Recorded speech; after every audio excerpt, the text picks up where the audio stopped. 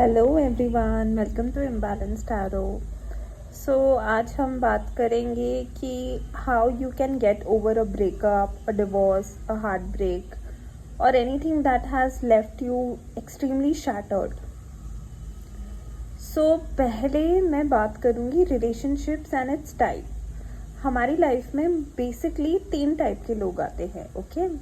कार्मिक, soulmate, twin flame. This I am talking about your relationships, the one that you are in or you were in and you are going through a breakup phase. So जो कार्मिक होते हैं वो basically बहुत hero वाली entry करेंगे. They'll come to you at your most vulnerable phase and आपको ऐसे लगेगा हाय बस ये ही मेरा शाहरुख खान है. And after a certain period of time they'll trigger you so much और they'll hurt you so bad and they'll leave.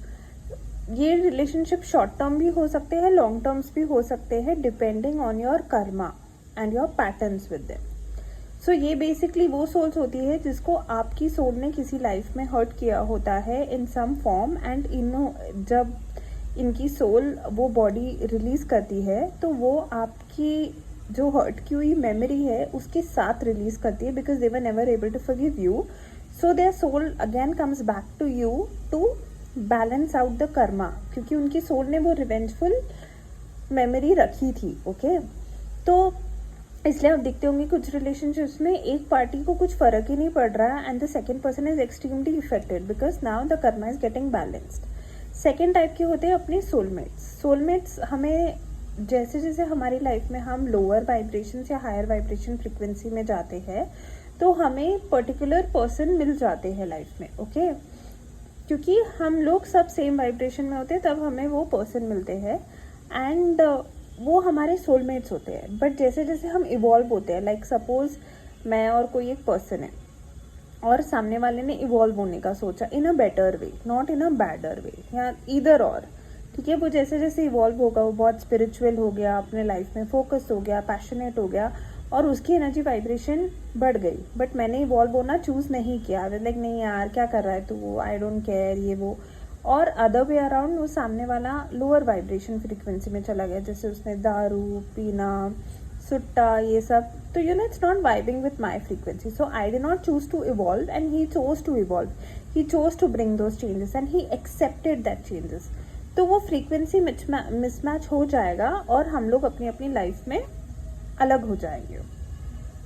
Also ये जो सोलमेट्स आते हैं वो हमारी लाइफ में हमें कुछ अच्छा भी सिखा सकते हैं, बुरा भी इन अ वे. एंड थर्ड होते हैं ट्विन फ्लेम्स. ट्विन फ्लेम्स भी जब आएंगे तब तो मतलब इनिशियली तो बहुत बढ़िया चलेगा, उसके बाद तुम लोग बहुत ट्रिगर होने लगोगे एंड एक बहुत वर्स्ट फेस में जाओगे, बट कभी डिटैच नहीं हो पाओगे एक दूसरे के साथ. एंड 90% पॉसिबिलिटी है कि शादी हो जाए, यूनियन हो जाए. बट ये जर्नी बहुत डिफरेंट होती है. मेडिटेशंस करना, इनर वर्क करना, अपने फ्लॉज पे वर्क करना एंड ऑल, बहुत डेप्थ में जाना होता है इसमें. ओके, तो जो ट्विन फ्लेम्स है उन्हें पता है वो ट्विन फ्लेम्स है and they are already doing what they are suppose to do. And बहुत सारे ट्विन फ्लेम कोचेज हैं इंटरनेट पे already and I am not a twin flame coach, so I will not get in a deeper section coming to that. Moving to the point, breakup क्यों, like how do you get over your breakup? First of all, understand that this person, did he bring value to your life or did he just took away जो भी तुम्हारे पास बचा कुचा था. अगर वो इंसान तुम्हारी लाइफ में वैल्यू लाया ही नहीं है then why are you even crying? First of all except करो कि भाई मेरा ब्रेकअप हो गया है. Okay, this person is now not a part of my life. वो वेटिंग एनर्जी से बाहर आओ.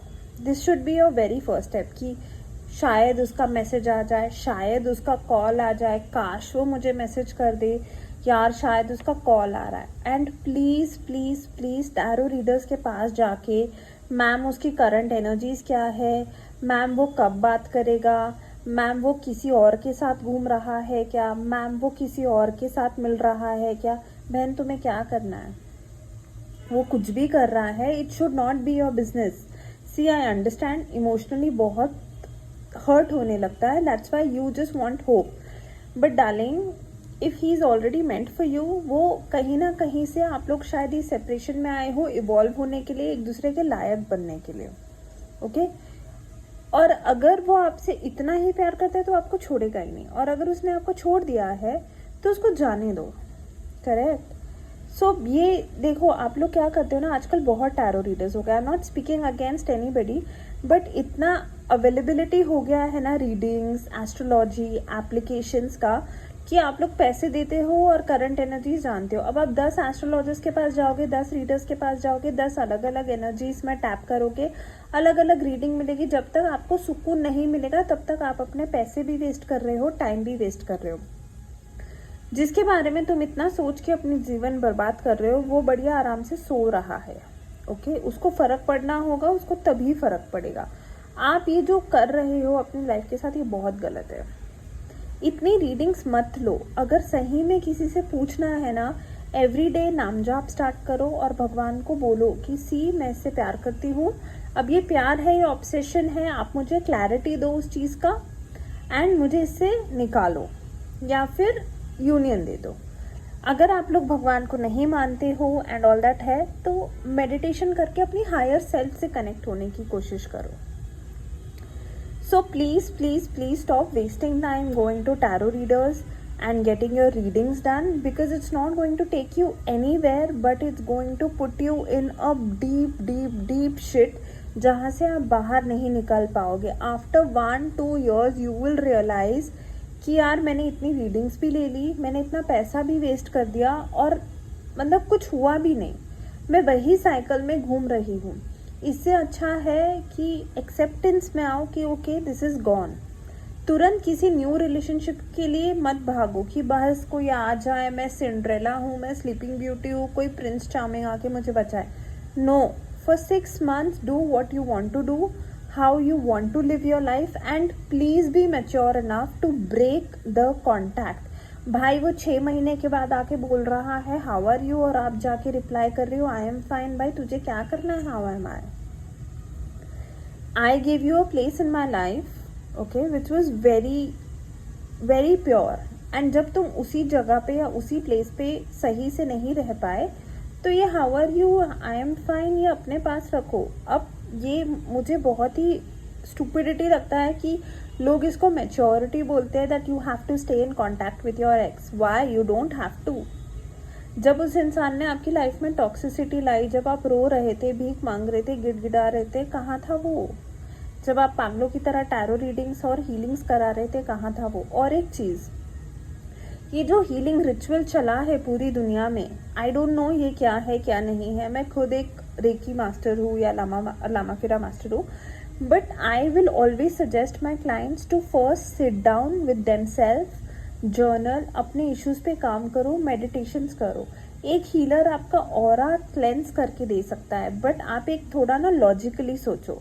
आपकी सोल पता नहीं कितने सालों पुरानी है, आपको सही में लगता है 21 डेज के सेशन में आप हील हो जाओगे, तो वो हीलर अपनी लाइफ क्यों नहीं हील कर रहा और वो खुद अंबानी क्यों नहीं बन रहा है? थोड़ा क्लैरिटी ले आओ अपने माइंड में, ओके? और इस साइकिल से जितनी जल्दी बाहर निकलोगे उतना बेटर है। मेरे पास बहुत केसेस ये भी आते हैं कि सामने वाला मैरिड है या दोनों मैरिड है। सी, एक तो तुम लोगों का कुछ कार्मिक बॉन्ड होता है, but rather than investing so much into each other और अपने कर्मास क्रिएट करने से अच्छा है डिवाइन का रास्ता चुनो, डिवाइन पे उतना इन्वेस्टमेंट दो। अगर सही में आप लोगों का कोई ऐसा जर्नी है कि यूनियन होने वाला है आगे जाके, तो वो डिवाइन कराएगा। बट अगर ये कर्मा बॉन्ड है तो वो डिवाइन में उतनी ताकत है कि वो उसको रिलीज करा दे। मैं बहुत प्रैक्टिकली बात कर रही हूँ। अभी किसी भी हीलर में इतनी ताकत नहीं है अनटिल एंड अनलेस वो 3D वर्ल्ड से डिस्कनेक्टेड है, वो आपको अपना शिष्य बना के एट्यूनमेंट दे के आपकी फुल ऑन रिस्पॉन्सिबिलिटी लेता है कि भाई मैं तुझे स्वर्ग लेके जाऊंगा।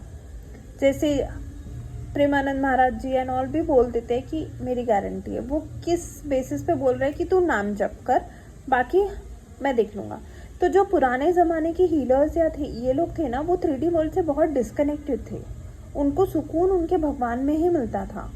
बट जो आजकल के हीलर्स हैं वो पैसा कमाने के लिए ज़्यादा है। तो प्लीज़ प्लीज़ प्लीज़ पहले अपनी लाइफ की रिस्पॉन्सिबिलिटी खुद लो और भगवान को दो। ये एक्सटर्नल चीज़ों से थोड़ा बाहर निकलो। You are the master of your life, you have the power to create.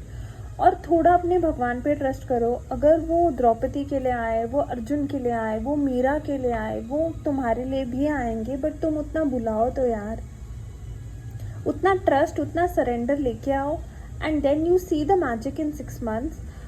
शायद तुम्हें ऐसे लगेगा कि यार एक बेटर रिलेशनशिप मेरी लाइफ में आ रहा है, जो हो गया है let it go, let it pass. उस चीज़ पे और अटको मत, आप अपनी बस लाइफ वेस्ट कर रहे हो। मुझे इतना बुरा लगता है 25, 26, 21 years old girls and guys, they come, ma'am I love him, spell कर दो, ये कर दो। यार ये ट्रू लव कहाँ चला गया? आपको स्पेल से लोगों को अचीव करना है, आपको स्पेल करा के रिलेशनशिप्स चलाने हैं। सो आप सामने वाले की भी फ्री विल के साथ खेल रहे हो और खुद की भी फ्री विल के साथ खेल रहे हो।